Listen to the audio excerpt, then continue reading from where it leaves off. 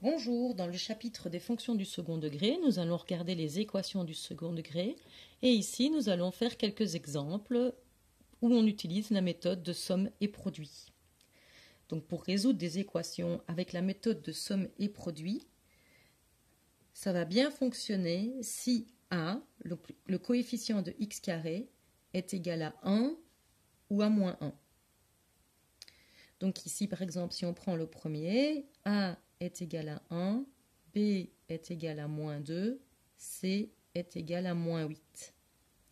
Alors, on va calculer la somme des deux solutions avec la formule moins B sur A.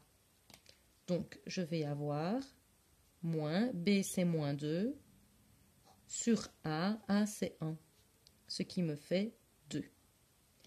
Je vais ensuite calculer le produit avec la formule C sur A. Donc ici, je vais avoir C, c'est moins 8, sur 1, ça fait moins 8.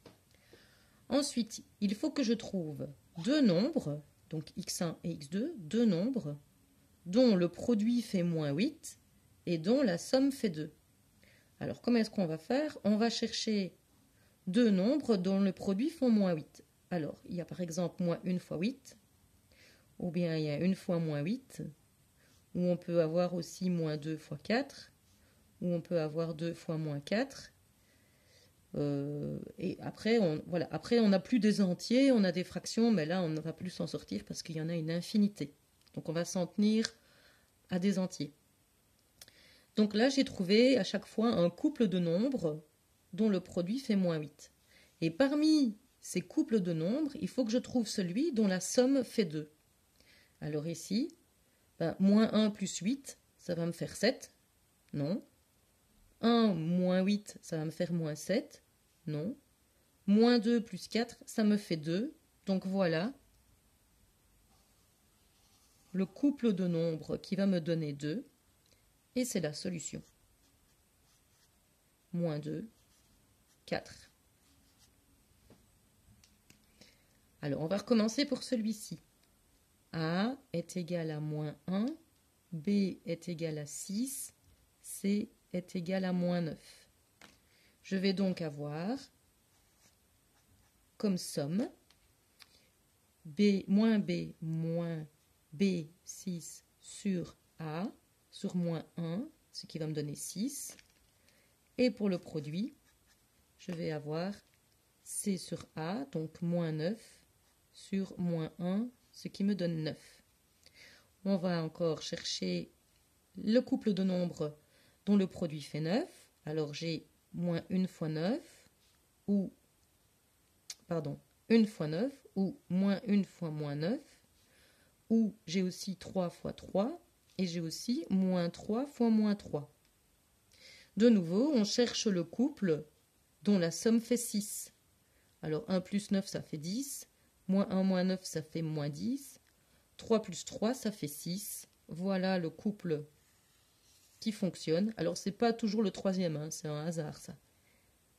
Et donc ici, la solution, ça va être 3 ou 3. Bon, alors on ne va pas l'écrire deux fois, on l'écrit qu'une fois, hein, c'est 3. Ça va? Ok, alors on va essayer le dernier. Le dernier, A est égal à 1, B est égal à 6, C est égal à 1. S, on va faire donc moins B moins 6 sur 1, ça fait moins 6. Et P, ça va être C, donc 1 sur 1, ça fait 1. Donc, quels sont les couples de nombres qui font 1 quand on les multiplie? Alors, on a 1 fois 1 ou moins 1 fois moins 1. Alors maintenant, on doit chercher le couple que quand on additionne les deux nombres va me donner moins 6. Bon, ici, on voit qu'il n'y en a pas. Alors attention, s'il n'y en a pas, ça ne veut pas dire qu'il n'y a pas de solution. Ça veut dire que la méthode de somme et produit ne fonctionne pas pour ce cas-là. Alors pourquoi est-ce que ça ne fonctionne pas? Puisque vous connaissez la méthode du réalisant, on va vite le calculer. Donc c'est b carré moins 4 fois 1 fois 1, ça fait 32. Donc, c'est positif, on a deux solutions qui sont moins 6 plus ou moins racine de 32 sur 2 fois 1. Et donc, en fait, je vais avoir ici moins 3 plus 2 racine de 2 et je vais avoir moins 3 moins 2 racine de 2. Donc ici, il aurait fallu trouver moins 3 plus 2 racine de 2 et moins 3 moins 2 racine de 2. Vous n'auriez jamais trouvé ça puisque les nombres que vous cherchez sont des entiers. Donc la méthode du somme et produit fonctionne bien parfois à condition que les solutions soient des entiers et à condition que le coefficient de x soit 1 ou moins 1.